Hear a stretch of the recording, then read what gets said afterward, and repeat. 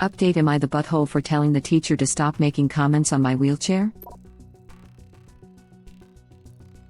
Hi there, it's only been a week since my original post was up, but I have an update already. I'm sorry I couldn't respond to each comment, there was a lot of them and I got a bit overwhelmed.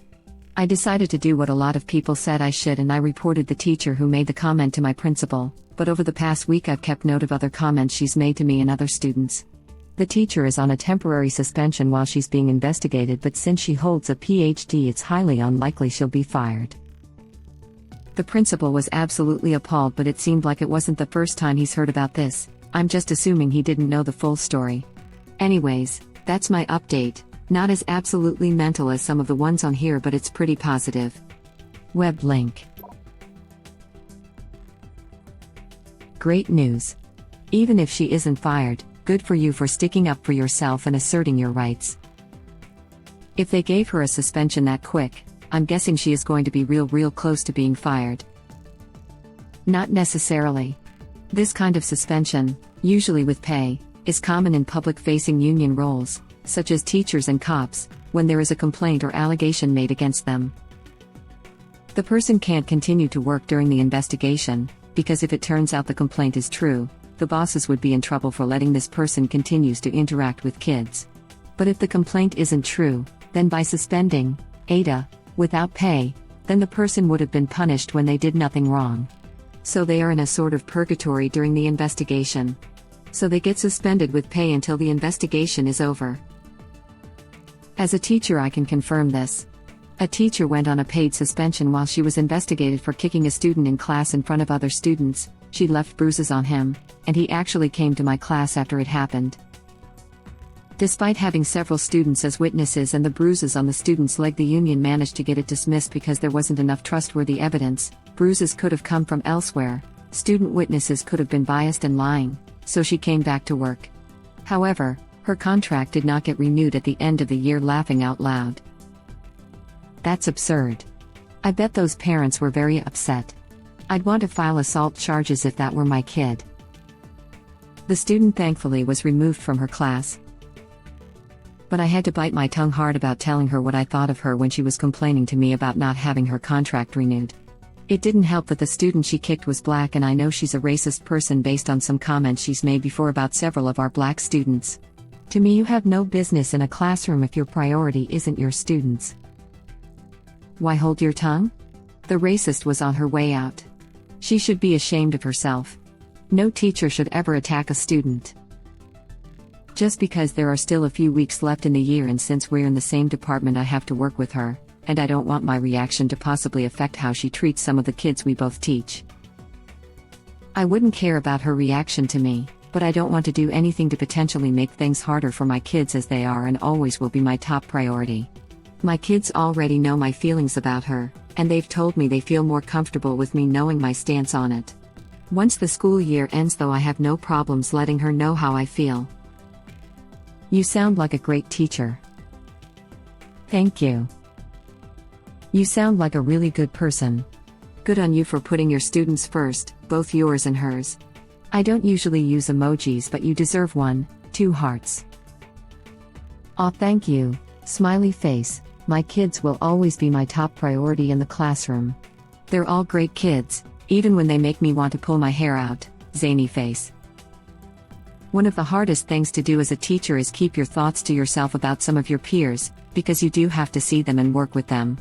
Luckily, a vast majority of teachers are amazing. It's those few in the minority that are a problem. Every job has his problem. Unfortunately, with union backing, the outgoing teacher could claim hostile working environment against her. Some large districts have teacher purgatory. Some teachers have been in it for a year. They can't work in the classroom, but they still get paid. This kind of lawsuits aren't as easy as people think. I seriously doubt she'd find a lawyer to take any kind of employment law claim, which I say as a lawyer in a related field who makes referrals to employment law attorneys all the time. Those cases are usually taken on a contingency fee basis, so if they aren't good cases, a lawyer won't take in them. This is not a good case. Every great once in a while there are cases with absurd outcomes, but a lot of what you hear in that vein is corporate propaganda to make tort reform seem necessary. Like that lady who sued McDonald's over the hot coffee, and people were talking about how crazy it was because everyone knows coffee is hot, and she was just trying to make a buck. She had third-degree burns over 6% of her body, including her labia. She offered to settle before the lawsuit if McDonald's paid her medical bills, and they refused. It's not just public union jobs, either. I worked in a factory that would suspend with pay during investigations. It's just the smart thing to do while an investigation is ongoing. That's absolutely true. Unfortunately, most employers in the US can just fire you for no reason, so they may not bother to investigate, they will just fire you. Union jobs have protections in the contract where you can't get fired without cause, so they'd have to suspend with pay, so that's why I mentioned that. After a police-involved shooting, the cop is suspended with pay until the investigation is over, and many people get mad. Why is he getting paid? Union protection is why. Certainly being watched closely and fired if the behavior continues by the sounds of it. Even if she isn't fired, I'm glad you stood up for yourself and that you know other adults in your life are on your side. That's something you can be proud of. It doesn't need to be dramatic to be satisfying. And even if she isn't fired, she hopefully has received the message that her comments were way out of line. Teachers should never comment about how a student should just get a new underscore, especially in front of other students. People often have broken and worn out things because they can't afford a replacement. Stood up for yourself. Poor choice of words. I'm sorry, just downvote me. One of my dads was in a wheelchair. He would be so proud of you, sparkling heart. He and his wife used to watch my oldest child for me. She would ask if he wanted to go for a walk, and he'd always have a sarcastic answer. Then one day my daughter asked if they could go for a drive and if she could drive. Then she hopped on his lap and proceeded to run him into a wall with the electric wheelchair. He was so proud of her, laughing out loud. This is both hilarious and wholesome. It was the cutest thing. Even when she tried to climb into strangers' wheelchairs at stores, it was cute. I'd run over like, I'm so sorry, Grandpa lets her drive his. One of my other kids thinks handicap signs are marking of where Grandpa has been. He's always like, Grandpa traveled a lot for not being able to walk, smiley face. God, I hope she doesn't harass random wheelchair owners anymore. They're expensive as all hell. That is so sweet. I am disabled and expecting twins. I hope my children have as much fun with my wheelchair. That's so cute. Original poster replies. Oh, it's fine, I make crippled jokes all the time. I can walk and stand, I'm just bad at it. Been told I'm lazy a few times, I really am. I used to call my dad Hot Wheels, he was paraplegic. When he would make a misogynistic joke about women being weaker, I would challenge him to a race up the stairs. He'd also call me a pain in the butt, but that was okay because he couldn't feel his butt anyway. He lost the ability to use his legs, not his sense of humor. Never be afraid to use yours too. Original poster replies. To be honest, we're not entirely sure what the F is wrong with me, but I have congenital scoliosis and I'm fused from C6 to L5, got banned off TikTok for using the megaf got, I'm not straight, PLS don't come for me, robo bitch sound, on myself, wasn't insulting anyone but me. Sometimes they're funny. I have congenital scoliosis. I'm not straight. Original poster replies. I got a premium subscription to Bent. Laughing my butt off. Could be, smirking face. No. Had a similar experience in school but not as bad as this. Had a new teacher in my cooking class back in high school, and he repeatedly called me little man even though he was small himself, and I told and asked him repeatedly to stop, but he never listened. Then on day after me having a really rough morning, I said to him, call me little man again and I'm leaving, and he chuckled, said okay little man, and turned back to his whiteboard, so I just left, snuck out the class and over the railings of the school and went home. The following week I entered class to find the headmaster and the teacher, but he didn't have his smug face on as he usually did. Turns out the previous week he had noticed I'd left and summoned a higher staff member, who lucky for me was actually very friendly with me, and I actually looked up to this member of staff, but when they had arrived they had asked what happened and the rest of the class had told the truth, well shouted over the teacher's bullcrap and caught him in his own lie. I spoke to the headmaster, and he asked would I like to switch classes or swap subjects, but I refused as I didn't want to lose my progress throughout the year and refused to back down to this bully of a teacher, so I told the headmaster I wanted him punished or I would be returning with my parents, and we would sort it out professionally. Thinking back, I probably shouldn't have stood up to a headmaster, but I was convinced I was in the right. I ended up returning with my parents, and it all ended up with him being put on suspension, and it was forever awkward in classes with him for the rest of all our lessons. Didn't call me little man again though, that prick. I'm glad you stood your ground against him. Only reason he called you that was because he was the little man, not you. Projection, much? Exactly. Thinking back, you could tell the type of person he was from the way he spoke to us, a bunch of kids in a room, and he had to be the most important. Well done for standing your ground and not letting her abuse her authority. It's good news that her behavior is being taken seriously. Too often these days it's a case of your word against theirs, and employers don't want to make waves, so they encourage a complainant not to make a formal complaint. I hope the outcome results in some positive change and some reflection on her behaviors and attitudes towards disabilities.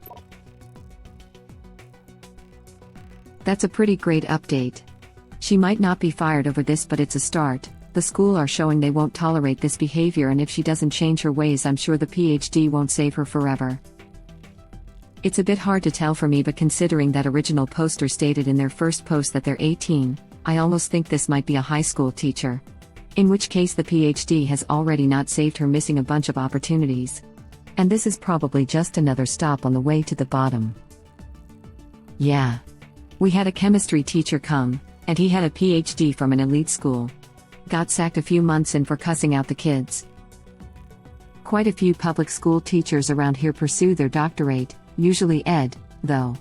It means a pay bump and potential transition to administration. It's not necessarily a mark of stepping down.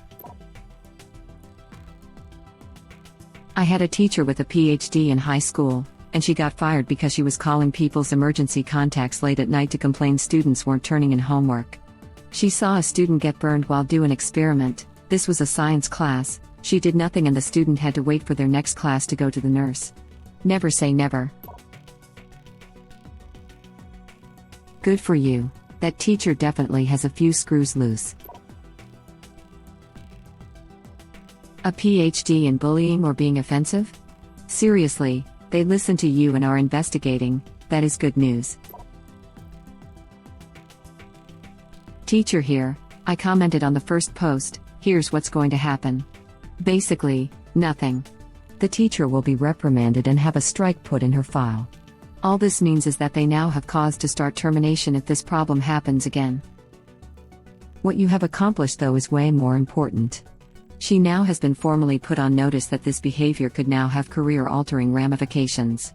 She doesn't get to do this kind of crap with impunity now. Future students won't have to deal with this, and that's because of you. I know I'm not your teacher, but I'm proud of what you did. You stood up for yourself and others. Don't let up on the principal if you think they're going to sweep this under the rug. If you live in the US, I would get the AITA involved, or at the very least threaten the principal that you're going to. They'll be scared as hell. On another note, I don't think this is a situation a PhD will help the teacher. A teacher with a PhD got hired at my high school and didn't even last the first year before getting fired for being such a butt. Original poster replies.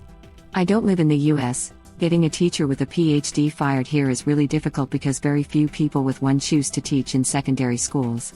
The more teachers that have PhDs a school has, the better the school looks. We had one, diagnosed schizophrenic WHP, constantly went off her meds, who did many bad things and never got fired. She quit though. That's interesting. I would guess that the reason few PhDs teach secondary school is that having a PhD generally affords people much better opportunities. I would have serious questions why someone with a PhD was teaching at a lower education level. I certainly wouldn't automatically put them on a pedestal. If I had the cash, you would have a new wheelchair, but I was a face painter and you can guess how my bank account is now. People aren't willing to let you paint their kids with a brush tied to a pole. Not after last time. Original poster replies. I hope you walked away. I didn't, but we'll pretend I did. No. Thank you for watching. Please subscribe to be the first to know about Red Rabbit Reader's new videos. If you like our videos, please like them on YouTube and share them with your friends. We welcome your comments below. Press to start another of our videos.